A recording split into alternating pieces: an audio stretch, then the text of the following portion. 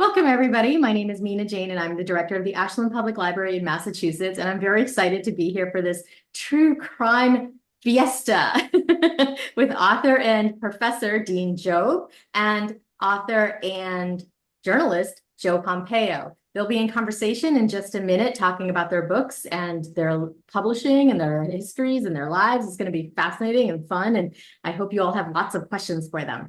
So before we get to that, though, I want to thank the Friends of the Ashland Public Library for supporting all of our programs, as well as Dean and Joe for letting us share this program with other local libraries, because I think when libraries work together, we make magic. And so this is maybe a magical program. So you can buy signed books by Dean and Joe from Aesop's Fable. I'll put a link for that in the chat, as well as send it to you after the program. If you have questions, please put them in the Q&A. Joe will be moderating them to Dean at the end of their talk. So use the chat to chat with each other, but please put any questions into the Q&A, which is the button at the bottom of your screen. So as I said, we are talking to Dean Jobb today, whose new book just came out. It's called A Gentleman, a Thief, and it's about a jazz age jewel heist, which I think is just amazing. And then Joe's book, Blood and Ink, is the scandalous jazz age double murder that hooked America on true crime. So we have the hook, and then we have the follow-up. This is going to be awesome. So again, welcome. Thank you so much for being here, Dean and Joe. I will be here throughout, helping out as needed, but I am really looking forward to this conversation. Well, thanks for having us here, and I guess I will I'll pick it up from here and just again introduce Dean Jobb, who's a veteran historical true crime writer, professor of creative nonfiction, former journalist, and I believe that we first crossed paths with one another a few years ago. You know, we're writing in the same genre, and I had read very eagerly Dean's previous book, The Murderous Dr. Cream. That's I have the title right. The Murderous Dr. Cream. I had seen sort of an extract article about it in the Daily Mail, which I read every night before bed. And it just, I was like, oh my God, like a Jack the Ripper adjacent Victorian serial killer I haven't heard of. So it was right up my alley, and I bought it. And then coincidentally, I think it wasn't long after that, I got a message from Dean, said, I've been, can you hook me up with your publicist, because my debut book, Blood and Ink, was about to come out, and as it happened, Dean had been assigned a review of it. So, we got to know each other a little bit, and now, Dean's next book, is very much adjacent to the story I told in Blood and Ink. These stories from the Roaring '20s. Involving powerful people and wealth and people behaving badly and all of that. But in any case, Dean, I want to start. As I said, you're former journalist, veteran journalist, and you worked for years in academia as a professor of journalism and creative nonfiction. But your work as an author of like commercial narrative history, historical true crime, took off really in the past 10 years, I think. And that's pretty much now what you're doing full time. Could you just tell me a little bit about how you, came to be where you are? That, seems like this is a great retirement plan. Not that you're working very hard, of course, but you're a professor emeritus now, and I hope to be right where you are when I'm your age. So how were you moving towards this kind of like as a stage in your career, or did this, pivot into writing narrative history, dark stories of old crimes from the past? Did that kind of develop organically? Tell us a little bit about that. Well, the last 10 years, as you say, I've done 3 books with Algonquin Books of New York, and they've been the biggest books I've done. But I had done a half dozen local books. I live in Nova Scotia, Canada, and I had very early gotten interested in historical true crime. I'd say even before it was the thing that true crime is now. So about 35 years ago, I started out in journalism on a daily paper. I was covering the court beat. So, in my background academically from university was history. So the two kind of collided in an interest in historic cases, old murders, interesting, quirky cases, robberies, con men are always fun. And so I had done quite a few features, collected them into books, and uh, segued from a full-time journalist to teaching part-time and then tenure track in a journalism school in Nova Scotia, and have now moved on to, as you said, creative nonfiction in a graduate program that the school offers. So along the way, I've always had this melded interest in history and true crime. And I like to think of myself sometimes as maybe more of an historian, sometimes. My subject matter is true crime. That's what fascinates me. But it's such a wonderful vehicle for recreating the past, bringing the past to life. So you weave this the web of scene and place and character from your research, but and you try to bring history to life. But the true crime really infuses the drama you need, the storytelling. I mean, there's always high stakes. Will justice be done? Is the right person charged? Will the courts, will the courts and police find the culprit? So you've got, and all the human drama that goes along with it. So and that's kind of that's why I've landed where I am. And yeah, thoroughly enjoying having more time to really concentrate on this passion I have for historical true crime. And so this is your third, major commercial book in this genre, and I wonder sometimes what readers think about how we come up with these ideas, and sometimes a book does come from like the depth of an archive or a passing reference that catches your eye in some other book, and sometimes it comes from, a good old-fashioned Google search, and I believe that is how you discovered this incredible story of Arthur Barry, this gentlemanly Jazz Age jewel thief. I mean, tell us a little bit about that, how you stumbled upon this story and discovered the protagonist of your book. Well, you mentioned the case of the murders, Dr. Cream, my last book about a Victorian era serial killer, predated Jack the Ripper. And I mean, that's a dark Gothic story. You got the fog shrouded streets of London that he preyed, where he preyed on his victims. Um, but it also was a story that was he had killed in Canada and killed in Chicago, and then ended up in England and in total killed more than 10 people. So it was a grim story. My approach was, how did he get away with it so long? So it really became a story about the manhunt, the detection, the forensics. But I was looking for a change, I guess. And I was thinking, well, my previous book, Empire of Deception, was about a Chicago Ponzi schemer who, when his Ponzi scheme falls apart in 1923, he escapes and he ends up in Nova Scotia. And that's how I found that story. He came to me. So I was thinking a couple of years ago, I was thinking, I wonder if I could find a story like that. So I did type the words 1920s con artist into Google.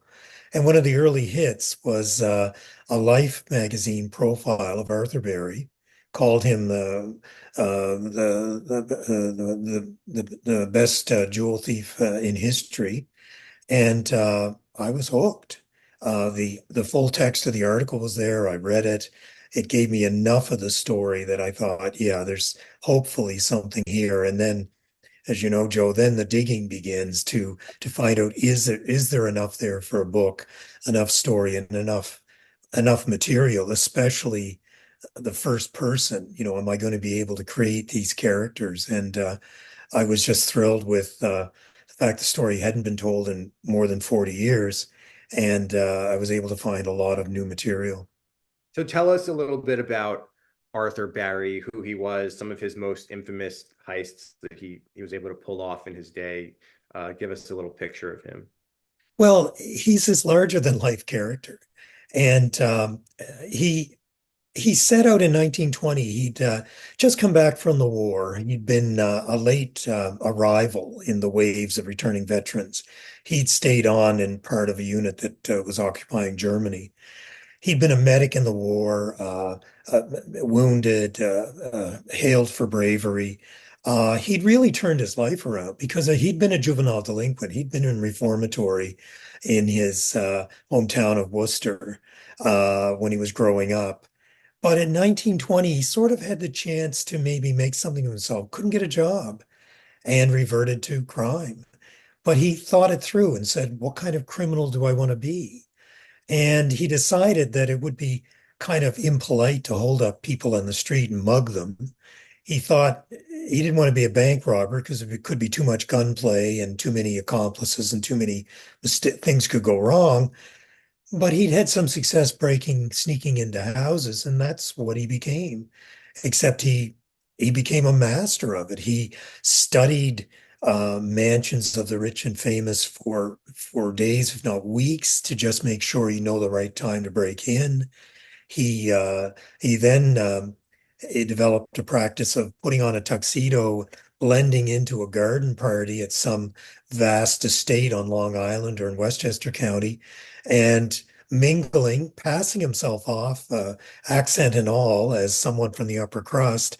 But his real goal was to sneak upstairs, sort of case the mansion, figure out where the jewels would be, maybe even leave a window or two unlocked so he could come back and steal jewels at a later time. And so he just got really good at it. He robbed a Rockefeller, Percy Rockefeller, the nephew of J.D. Rockefeller of Standard Oil. He robbed one of his the only foray I could find that he made into actual to robbing in New York City.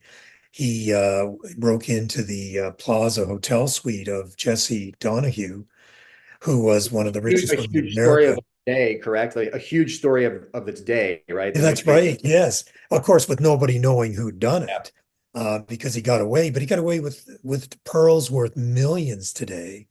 And so his victims were industrialists, Wall Street brokers, the editor of Town and Country magazine. It went on and on and on. And over the course of 7 years, from 1920 to 1927, I calculate that he, in today's terms, stole about $60 million worth of jewelry Wow. and dozens scores, probably heists into the hundreds. And prior to A Gentleman and a Thief, I mean, there was like relatively little written about Arthur Barry, or at least not no other real major works about him. Is that right? He'd given a lot of interviews at the time of his arrest in 1927. He gave more in the 1930s. So there was a real a core of information of him talking about what he had done, his methods. He was cagey about a lot of his major robberies at that point because he was afraid of being charged with them. But he was going to prison at that point for one of his major heists that he pled guilty to. Um, so I had that core of information. And then in the 50s and 60s, he was rediscovered, kind of this jazz age 1920s high living relic, this polite, gallant, gentlemanly thief. And that led to actually in the early 60s, a journalist named Neil Hickey did a book with Arthur Berry. So I had that to go on. But at every stage, I could see how much more of the story there was. Uh, a lot of his less infamous crimes were overlooked. So I wanted to dig back into the historical record, any court records I could find, the news coverage, and just really trace his career and his development. Because he started on a fairly modest scale and ended up on a grand scale of actually breaking in while people were home and calming them down. And this is where he got the reputation as a polite, gentlemanly thief. He would say, "Look, don't worry, calm down. I'm just here. We're just here for the diamonds and the jewels." And then he'd even chit chat with people, sit on the edge of the bed and say, "How was the opera? How was your night out?" And try to put people at Didn't he ease. assist one of his victims with having some sort of health episode? So there was some incident where he actually like politely helped one of his victims in the midst of robbing her, or Got her, fetched her aspirin. He would light right. cigarettes for others.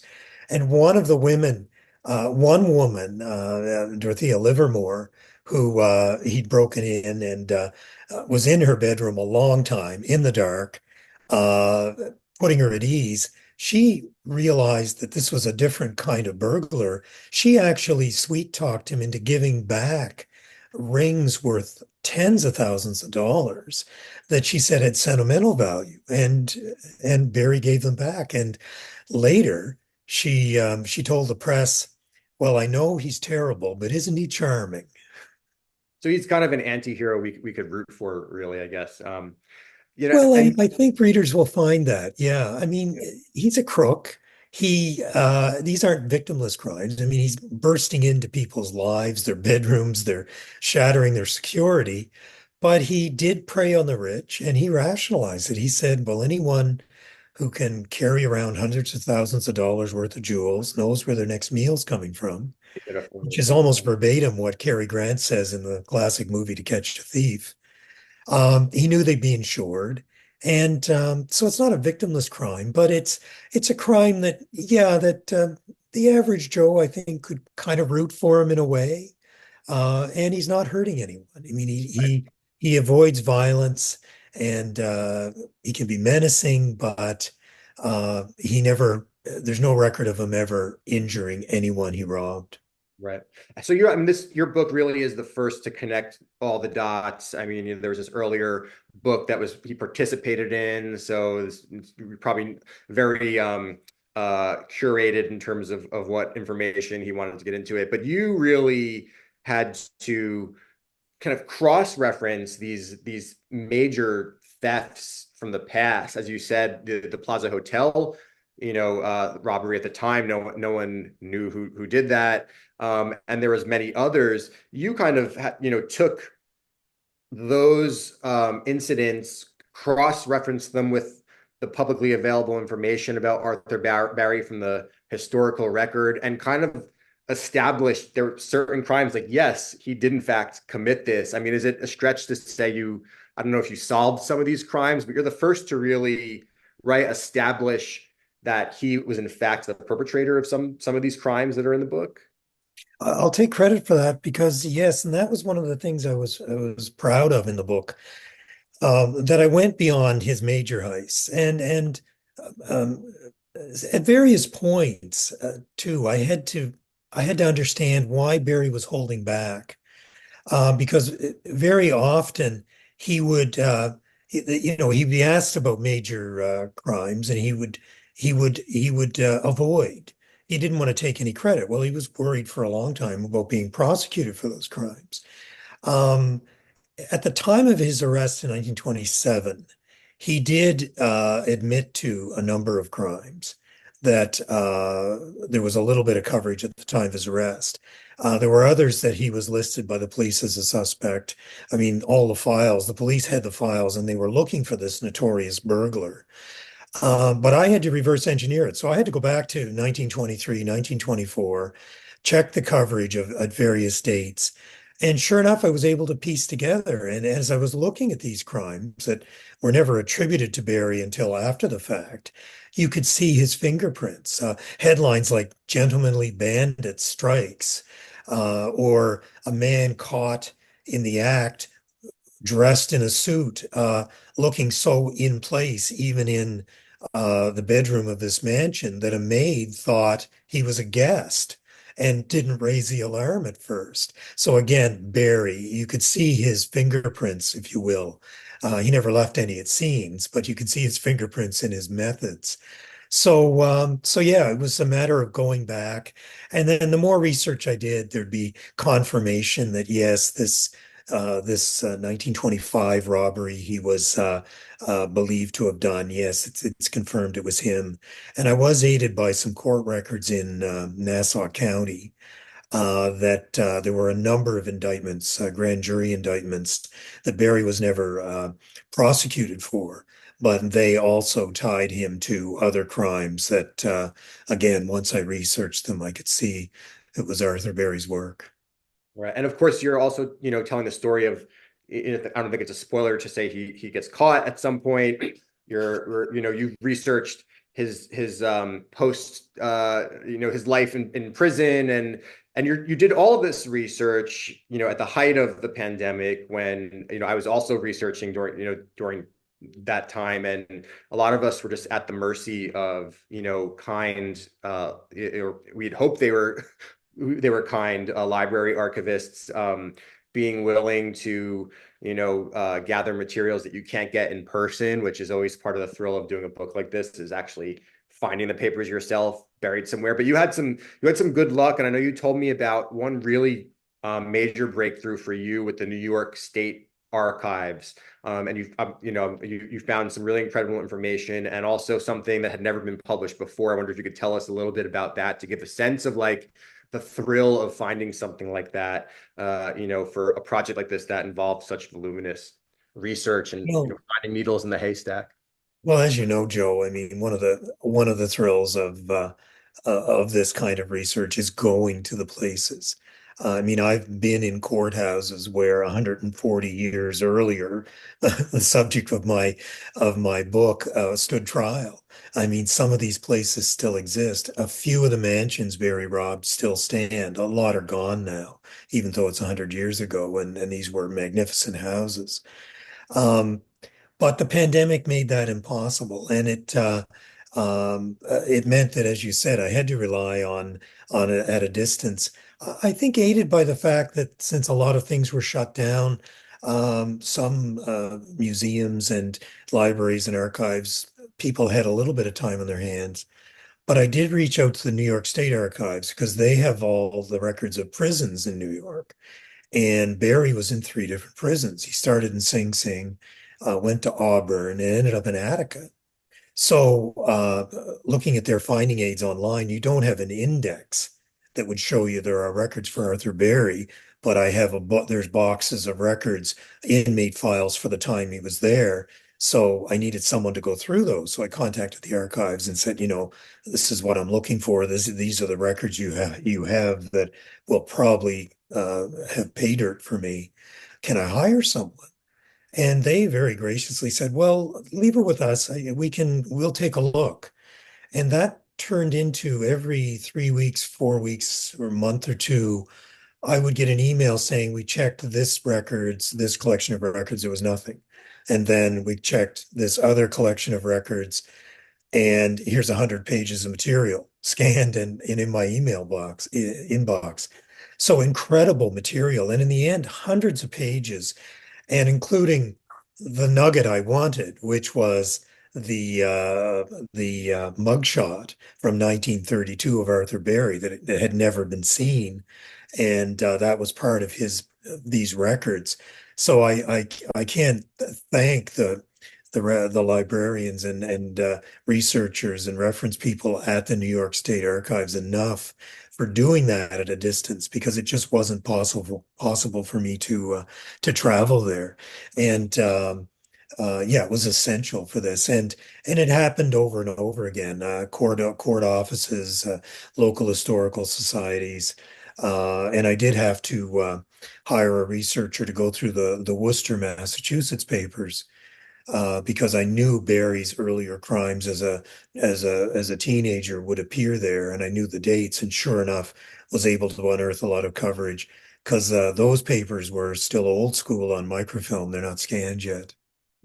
And you did track down a couple of living descendants of his as well. Can you tell us about that? How did you find them? Were they receptive to participating in your research? How did that go? How do you find those sort of people and get them to talk to you? A lot of scraping the web, and I found one name. It was someone. It was a great niece, uh, who had Mary Schumacher, who had responded to a sort of a blog post that someone had done on a true crime blog about an article about Arthur Barry. So, and said, he was my great uncle. So, either LinkedIn or Facebook, somehow through social media, I made contact.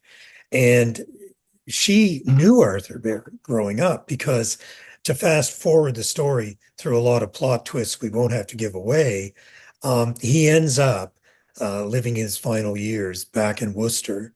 And to her, as a young woman, a teenager, she was her beloved Uncle Artie. And he went straight, never broke the law again, became a respected member of the community, was actually declared Worcester's Veteran of the Year in the 70s. So she was able to tell these great stories about what he was like in that time period, because that really wasn't known.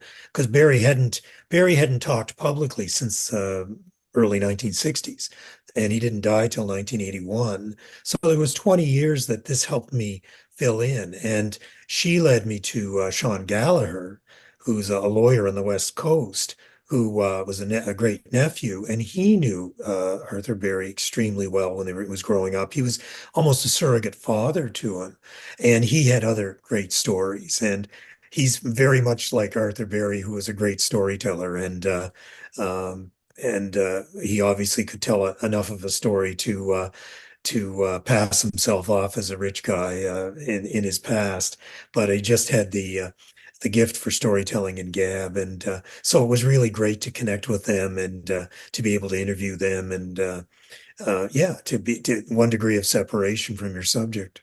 Yeah, no, and you must, I mean, you must know at that point have known more about him than they did. I mean, did you share anything with them that they never knew about their Well, yeah, that's the thing. You end up answering as many questions as you ask. But one thing really surprised me is that his these young grandnephews and nieces didn't know that Arthur Berry had been married. And this is a big part of the book because it segues from a crime story to a love story. Because in 1925, Barry meets a Tammany Hall foot soldier named Anna Blake, one of the pioneering women getting into politics after women got the vote in the 20s. And she falls for him and doesn't know about his double life, thinks he's a salesman, thinks he makes his money gambling, which is kind of funny because actually that's how he lost all the money he was making as a thief. He was an avid gambler, and when the money ran out, he stole more jewels. But anyway, his family never knew about this marriage in 1925. And ultimately, when Barry's arrested in 1927, gentleman to the core, he pleads guilty because Anna was with him when he was arrested. And the police and the district attorney are saying they're going to charge her as an accessory. And he works the deal. He'll confess, go to prison. They let her go. So, the ultimate sort of sacrifice he made for her.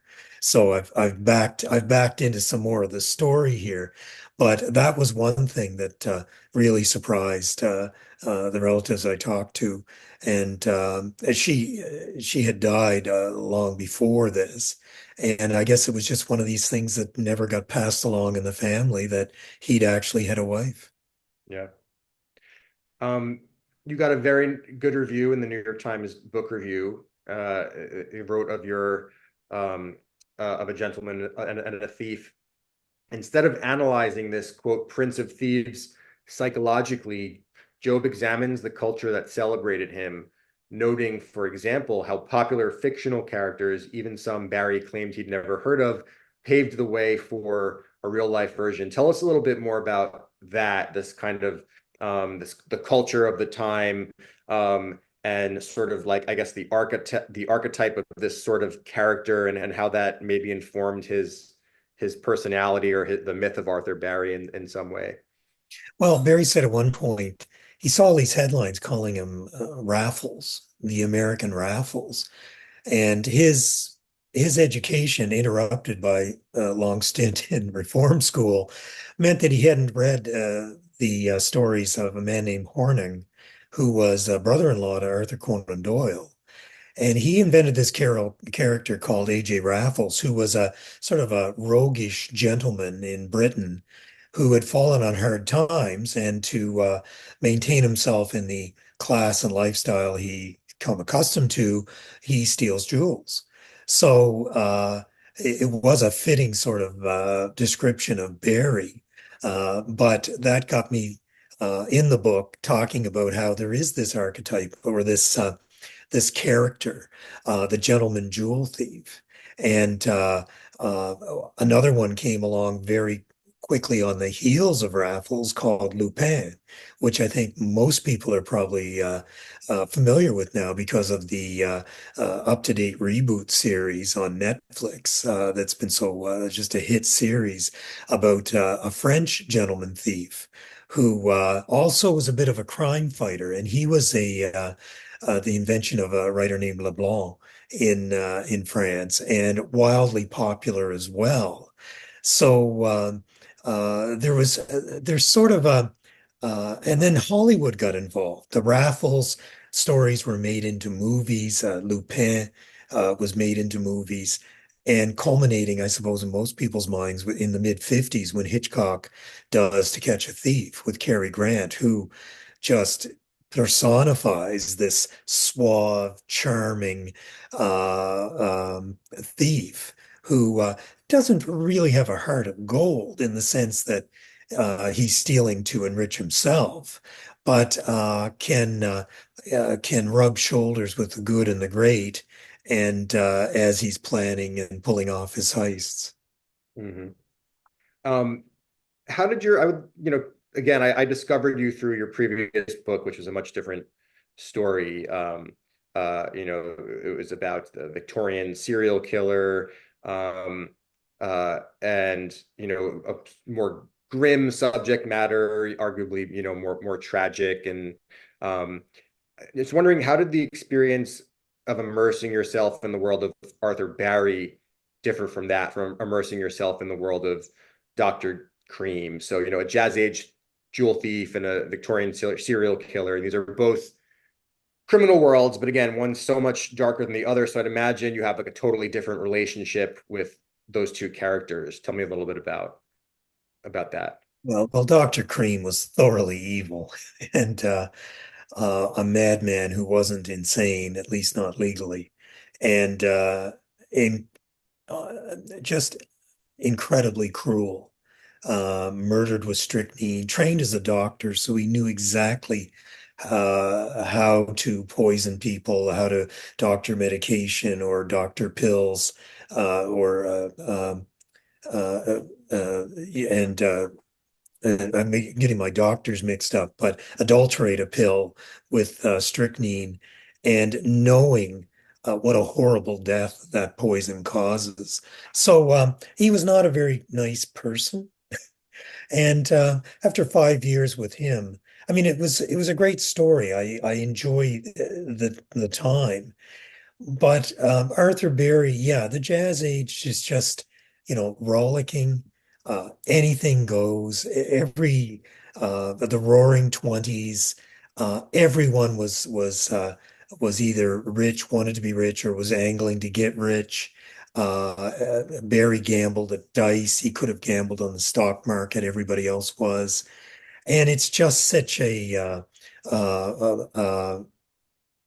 larger than life time. I mean, Barry could have been a character in The Great Gatsby when he walked into his garden parties to start casing mansions.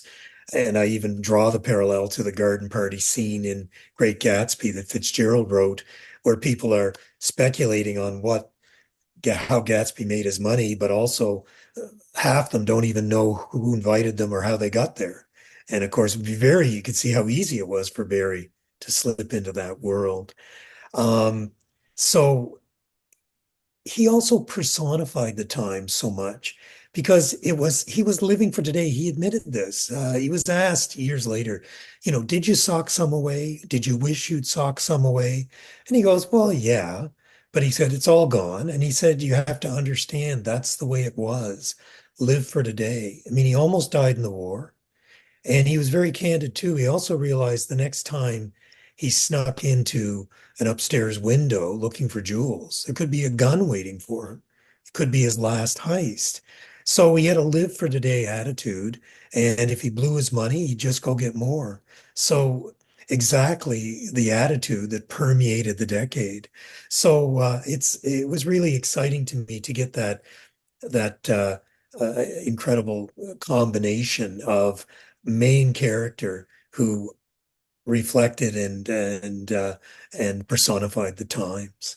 You know, and when you do a book like this again, I mean, you get so immersed in these characters for years at a time, and ultimately Arthur Barry's a guy that you like, right? You could like him, you would want to meet him, have a drink with him, whatever. Whereas you're spending years with Dr. Cream. I mean, kind of this irredeemable, evil sort of character, but nonetheless becomes this big part of your life and occupies so much of your brain. I mean, how did did that take its toll? I guess I've never done a book on a horrific serial killer who killed all these women in a horrible way.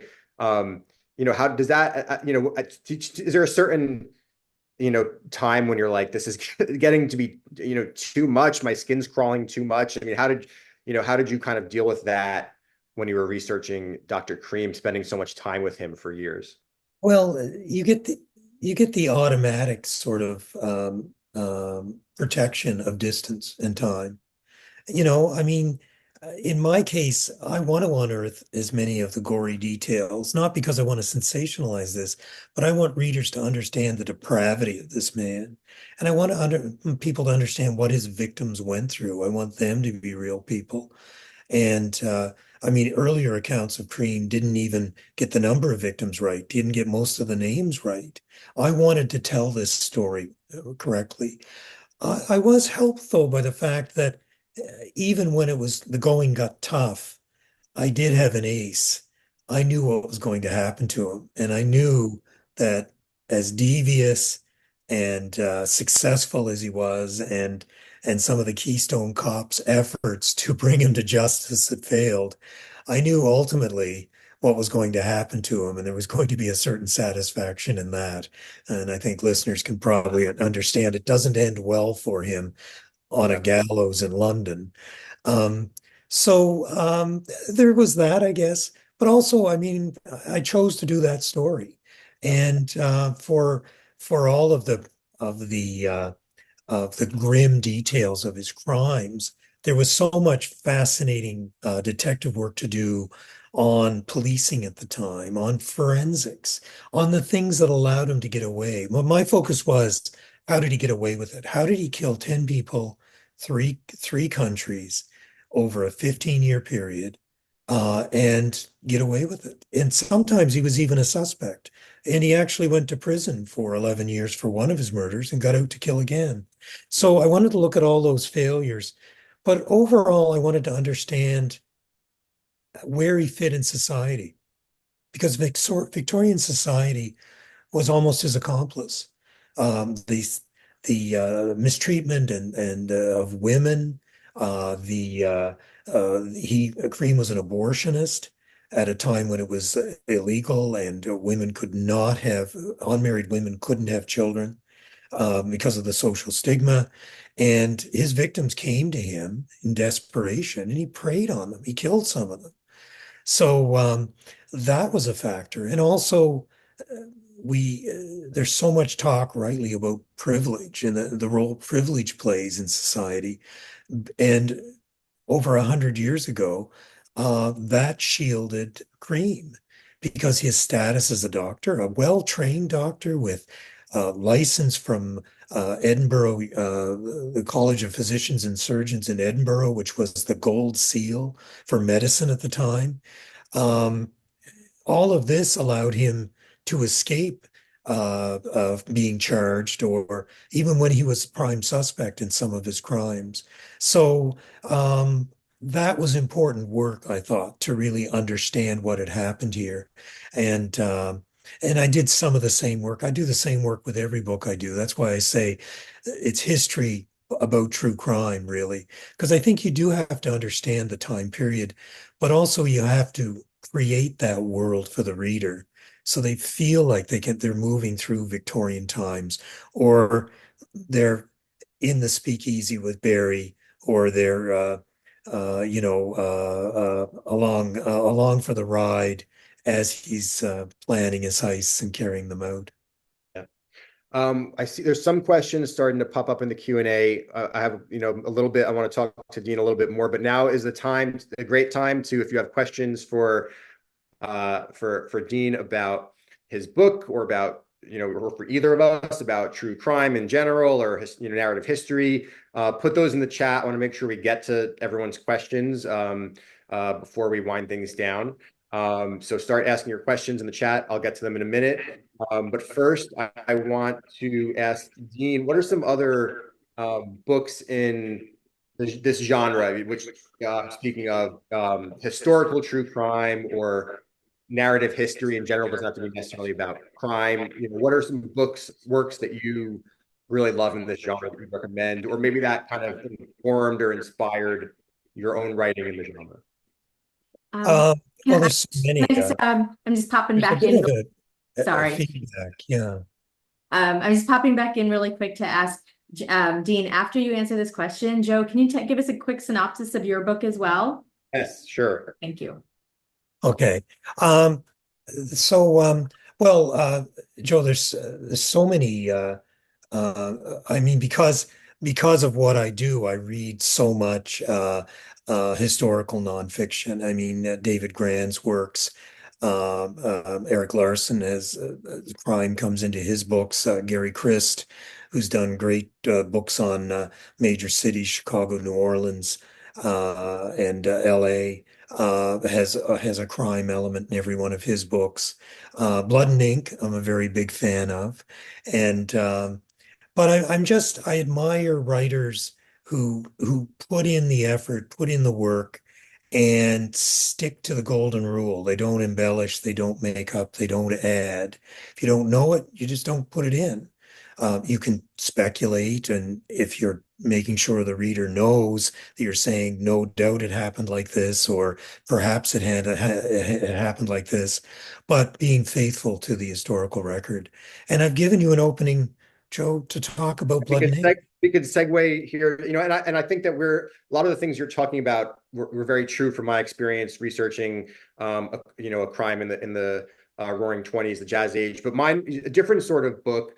Blood and Ink is about it's this kind of wild Jazz Age murder mystery involving a very prominent Episcopal reverend in central New Jersey who had married into an elite rich family and was found murdered in a lonely field one day beside the woman who turned out to be his mistress from a much different social strata, a working class female singer from the choir of his church. So you immediately had this sensational, scandalous, murder mystery that was just primed for, again, the types of stories people are gravitating to in the 1920s and in the Jazz Age, this rollicking time where there's all this kind of just desire for, this kind of frivolity. And this type of story was primed for the new type of press that also emerged in the 1920s, which was the tabloid newspapers, which began in Manhattan. So you had the birth of the New York Daily News, the New York Daily Mirror, which was a competitor to the Daily News. The Mirror was a Hearst paper, and you had a third New York tabloid called the Evening Graphic, which was just utterly wacky and wild. So you have, stories like this sensational rich people scandal murder in New Jersey, a bunch of warring, circulation hungry tabloids in New York, and these two stories collide spectacularly. And you see, my book is kind of about the collision of those two forces, and kind of tells the story of the creation of America's tabloid culture, essentially, and how the tabloid war in New York really inserted itself into this murder investigation, and really, altered the course of justice, and that, or at least how the investigation played out. So, I was drawn to the same sort of, I think, cultural trends of the era that probably Dean was. And also, I initially saw myself wanting to do like a Dr. Cream, like a Victorian or Gilded Age sort of murder scandal. And I just happened upon this story, but it really was also the Jazz Age was about sort of like the collapse of the old Victorian world, or at least how that old world was fading away and colliding with this very rapid ushering in of modernity. So I think, it was a really pivotal time in history, and I think also reflects a lot of the things that we were feeling today about, there was, the Roaring Twenties followed a major global pandemic. People were emerging from that and World War, and I think that to escape into the past through stories like this is a way to kind of maybe grapple with what's happening in the present in some way. So that is my. I see. I want to get to these chat questions now, and maybe we can talk more about all of that. But let me pop open the Q&A. And the first question, this is probably, I will put this to the professor of creative nonfiction, but someone wants to know, what is creative nonfiction? Or I guess we might also call it narrative nonfiction or narrative history, but tell us what this means, Dean. No, that's a great question. And the answer is simple. The creative is the storytelling. And I can't blame people for wondering, well, does that mean you create stuff? You don't make things up, but Some authors do. Some probably do. Some some authors do, are more yeah. liberal with that than others, Well, right? buyer beware. I mean, yeah, I read some nonfiction that I wonder where some of the material comes from. But the creative is the storytelling. So you have to do deep research. You have to know, you have to thoroughly you have to find everything you can about a story because you can't add anything. So if that's the case, you can only go with what you've got. I know Barry drove a red Cadillac because that was reported at the time. I knew details about how things looked at the time, description of places, rooms, people, but all of that can't be embellished.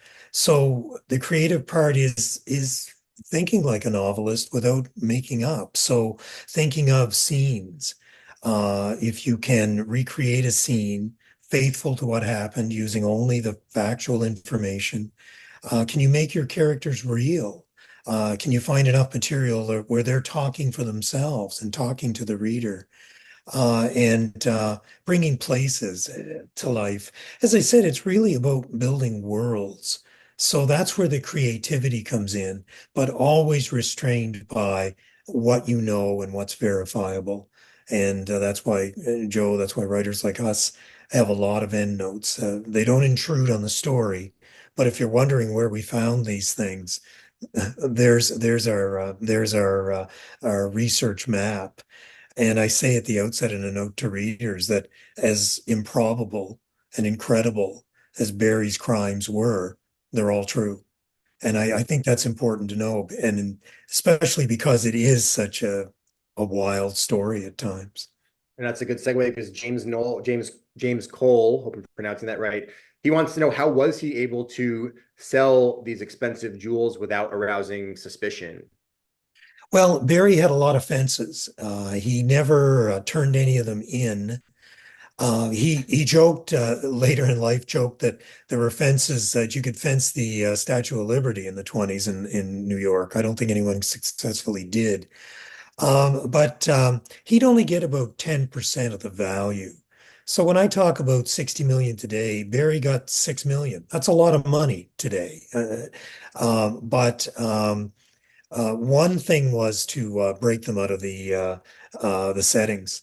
And in fact, he talked about throwing a lot of prying diamonds and emeralds and rubies out of the settings of brooches or out of rings or bracelets and taking the gold and throwing it in the Hudson because that's what could identify it. So they revert back to being sort of gemstones. And Barry also claimed that a lot of the gems he stole probably ended up in jewelry that other rich people would then buy and wear. So, so he had no trouble. He found a fence quite early. New York was really the center of the diamond trade worldwide after the war because of the decline of Amsterdam and Antwerp. So there was a big community of potential buyers, and that's one of the ways he was so successful to unload this stuff. And Karen Murphy wants to know what his source of income was when he returned to civilian life, I guess we can call it, after he It's a served. very good question because I said he went on the straight and narrow. And he was trusted to the point where his job, he went working for someone he knew when he was younger who owned 4 restaurants in the Worcester area. And Barry's job was he handled the cash, but he also went around to all the affiliated restaurants every night, picked up the day's proceeds, and did the night deposit. And so this famous jewel thief was trusted to do the bank deposit every night, and that was his job. And I think his pay was I should know this. I think it was $50 a week in the 70s, 60s and 70s. Diane Anderson asks, any comments or even interest in Jack the Ripper, or has that horse been beaten into extinction? I mean, I have some thoughts about this. I don't know if you want to go first, or certainly Jack the very Ripper. much closer to Jack the Ripper than I did. So, Well, Jack the Ripper pops up in Cream because Cream is an improbable Jack the Ripper suspect. Cream uses poison, Jack the Ripper uses knives. Cream's in prison in Illinois in the time of the Whitechapel murders, but there's still a conspiracy theory grew up. So I dealt a little bit with Jack the Ripper. I think there's probably enough books about Jack the Ripper, and there's still lots coming. I was happy to stay on the periphery of that and actually um, uh, give the world one less Ripper suspect. And I think I actually traced the origin of the rumor that ballooned into this conspiracy theory that maybe Cream got out of prison somehow, bought his way out of prison, went to London in 1888 and committed these murders. I hopefully put that to rest. So I think I've done my Jack the Ripper duty. What's your Jack the Ripper story? well, I would just add, I'm endlessly fascinated by Jack the Ripper, and a lot of that is my fascination, my kind of escapist interest in being transported to that time in history, that time in London in history. But I would say that I agree that there's a lot of books that we don't need anymore. But I would recommend to anyone who hasn't read it, in the more recent Jack the Ripper canon, The Five by Hallie Rubenhold. Hope I'm pronouncing it correctly. But this was a book about, and I believe it was controversial amongst the kind of Ripperologist community, which is kind of it's not like a lot of academics necessarily researching and writing books in Jack the Ripper. It's kind of a lot of amateur historian, people who, maybe don't, or, publishing their books. Actually, I don't know about where they're publishing their books, and I don't want to denigrate that community at all. But I will say that Hallie Rubenhold's book, The Five, it's about the female victims, but the women, the victims, which actually, like, I read that book and was so fascinated because it kind of turns on its head the popular conception of just these kind of like these women, there are these prostitutes, just, actually, like, she did incredible research and traced the backstory of each of the canonical 5 victims. And it turns out that a lot of these were kind of like, middle class, women who came from these more respectable backgrounds, and through circumstances of the time in which, they just all it takes is one little thing to, kick you off, the path, kick you off the straight and narrow. There's really no way back. And these women, some of them just kind of became alcoholics, or different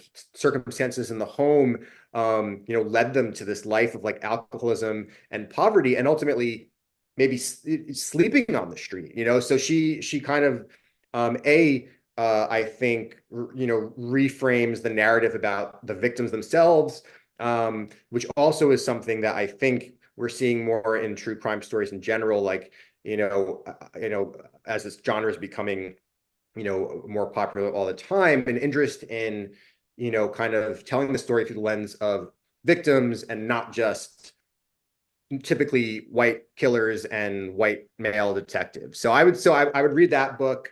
And I will still always be fascinated by Jack the Ripper. And then, Well, if I could jump in, yeah, yeah, Hallie Rubenhold's book, yeah, The Five, really affected or influenced my thinking to really try to honor the victims as much as I could of Cream, but really to sort of wrap up the question, have I thought of someone like Jack the Ripper? I was a daily journalist for 20 years. I like scoops. if I can get a 120-year-old scoop, I want that. So I'm looking for untold stories. And I feel like if there's an ologist suffix to somebody, if there's a Barryologist out there, it's only me probably. I'm just looking for fresh stories and stories I can make my own. And that doesn't mean there isn't work done on them, but I want to do the definitive book. And so I'm looking for obscure characters. And then we have one other, a little farther in the chat, just since we're on the Jack the Ripper topic. Question for both of you: who do you think Jack the Ripper was? I certainly have no idea. Dean, do you have any If thoughts? I He if I wasn't Dr. did, Cream.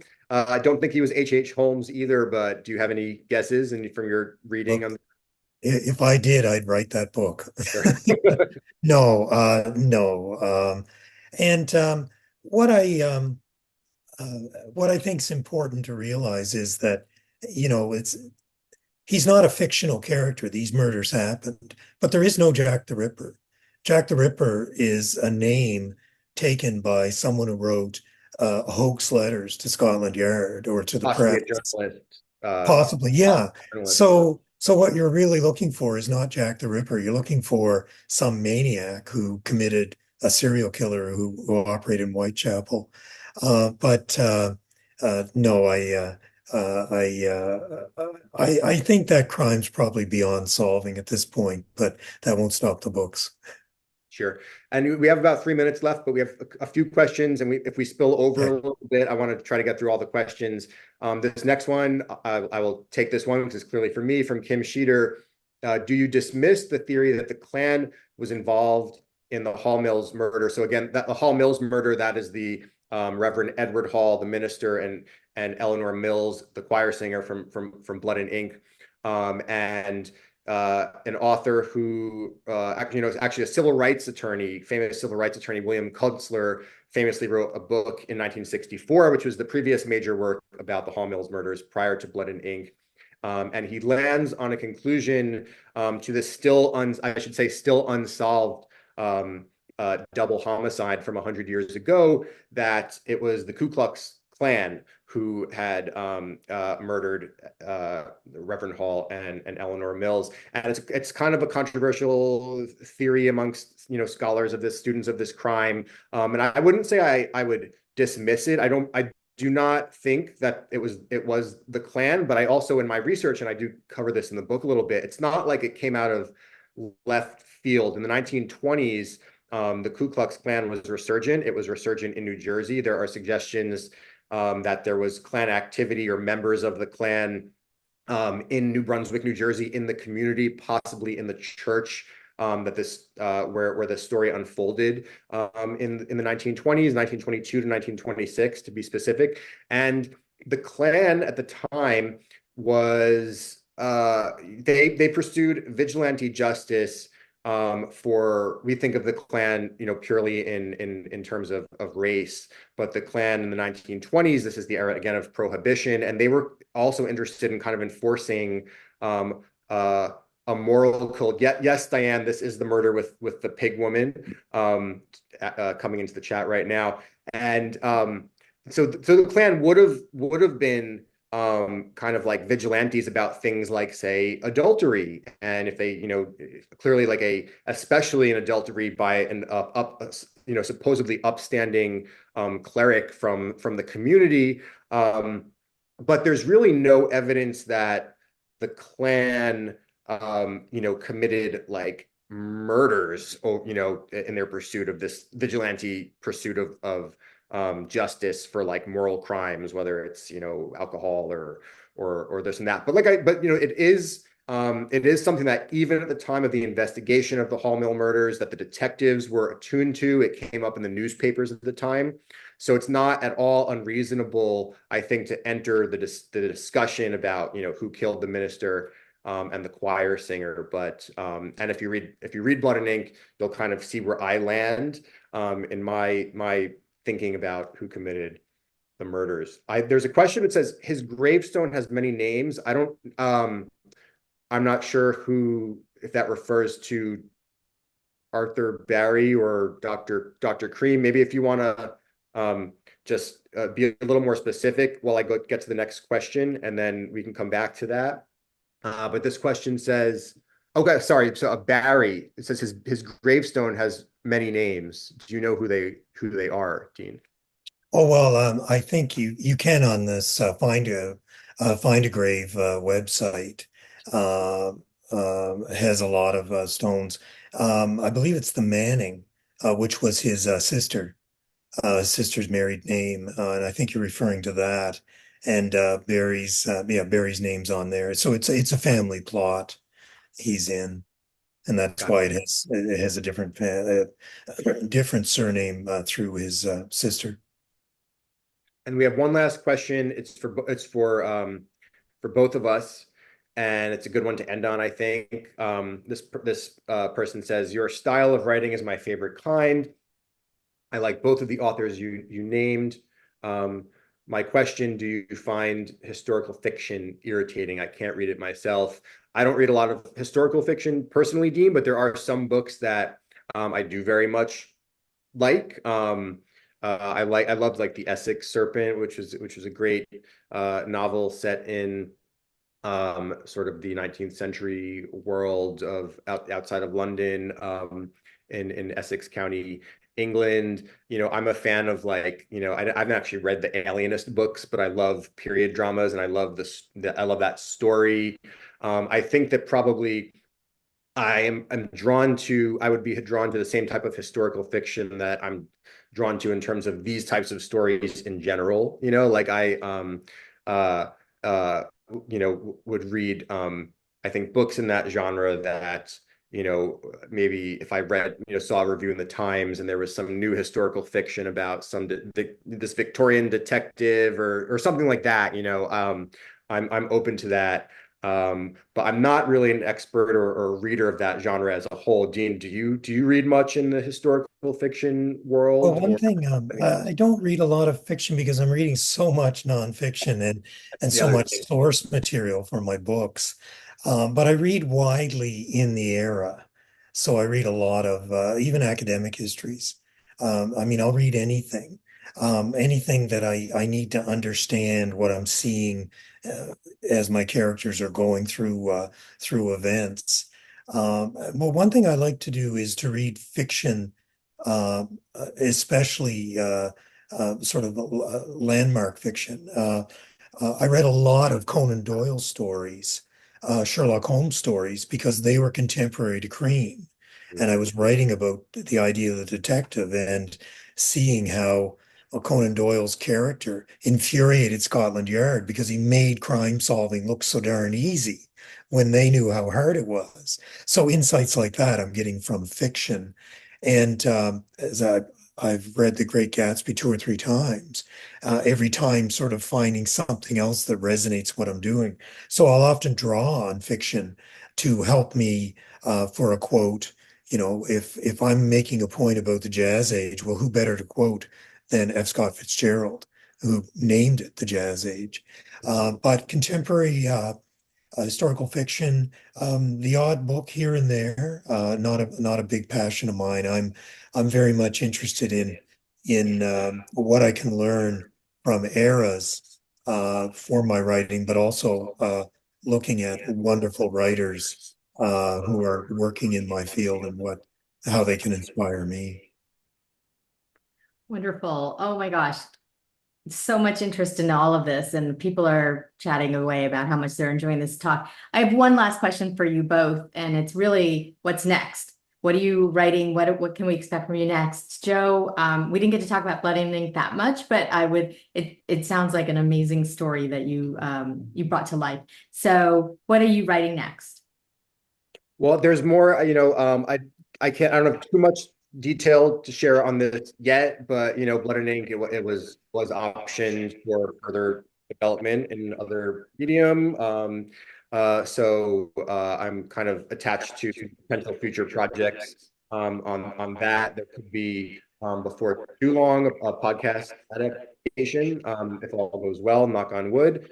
And I do have another book project. I haven't sold my next book yet, but I'm in kind of the final stages of the book proposal, book shopping process. And I would say that my last major feature for Vanity Fair magazine, where I worked for a number of years as a staff senior correspondent, was about the Hillside Strangler case from 1970s Los Angeles, and also the birth of LA's original punk rock scene in Hollywood at the same time, and the way those two stories intersected and collided, much the way that this old murder story from the 1920s collided with the birth of tabloid media, a similar sort of braided narrative, and that is a story that I'm hoping to will become my next book once my agent has done her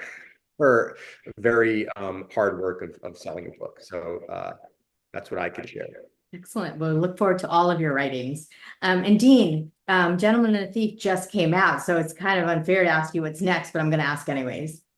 Well, it's not unfair, as it turns out, because I'm already working on my next book, which Algonquin Books and HarperCollins Canada, my publishers in Canada and US, bringing out. It's a 1920 unsolved murder, again set in New York.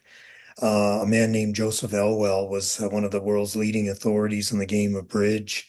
He was a part of New York's elite. He would hang around with Vanderbilts and Wall Street tycoons, and he made his own fortune through the stock market and gambling at cards. And in 1920, somebody murdered him, and it's never been solved. It's an incredible cast of suspects, low life and high life of jazz age New York. So it's a little earlier time than Joe and Joe's book and Barry, but just as fascinating, really at the cusp of the jazz age. And this one goes to the racing stables of Kentucky, to the beaches and resorts of Palm Springs. It's this guy was a larger than life character, and my challenge will be to sift the evidence and take the reader through and hopefully find the plausible explanation of what happened. And I just want to say I'm probably like the number one most excited person for this next book, because this Joseph Bone Elwell, he makes a cameo in Blood and Ink, vis-a-vis one of my major characters, who will, I believe, probably be a character in Dean's book, this incredible female tabloid reporter named Julia Hartman, who also, we were talking about historical nonfiction. Last year, there was a book that came out, another jazz age story that was a fictional story, but incredibly assiduously, deeply researched, about another murder from the same time period, another big tabloid murder of Dot King, the Broadway Butterfly, with another, again, involved with this like society character. And Julia Hartman, this reporter, was also a character who covered that story. And that was in a book called, Sarah DeVello did a book called Broadway Butterfly last year, which is, kind of, again, very adjacent to the stories that Dean and I have been working on. And I think it also shows, just to give one more point about the historical nonfiction, that sometimes a book, an author can do, a very, very large amount of research that can go into a historical fiction book, because they also, while they have to invent the dialogue in certain scenes, want to be faithful to the story as much as they can. So in any case, I'm very excited about Dean's next book, as someone who's also researched the crime it's going to be about. I love how you guys are cheering each other on for your books. It's wonderful. Well, I feel like I have to have you back, because I now have so many questions for you. But I really appreciate your time and all of the thoughtfulness around the questions that we did have from our audience, who had really good ones. And I look forward to whatever writings you have in the future, whether they're articles or books or I don't know, something on a napkin, just, grocery lists. Send them our way. So again, you can buy books, signed books by our authors from Aesop's Fable. I'll send you that information. And of course, you can get them from your public libraries. So thank you, Joe. Thank you, Dean, so much. I really appreciate this. Thank you. Have a good night, everybody.